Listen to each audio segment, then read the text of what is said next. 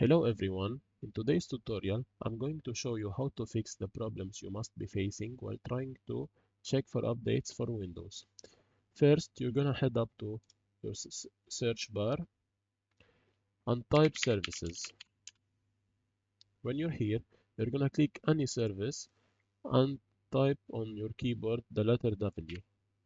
You're gonna scroll down till you find Windows Update and double click it.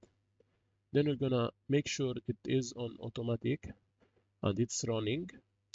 Then you can click apply and OK. Then you're gonna right click Windows Update and check on restart. Wait till it's done. Then you can close this. Then you're gonna head up to search and type edit group policy. In here, you're gonna expand this and go to administrative templates, then to Windows components, expand it,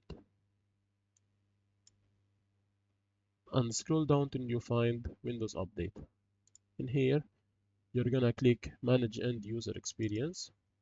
Here you're gonna click on Configure Automatic Updates and make sure it's enabled. Click Apply, then OK, and your problem should be fixed. You can type now, check for updates.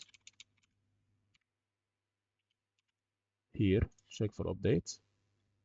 And you can now check for updates and it should be working.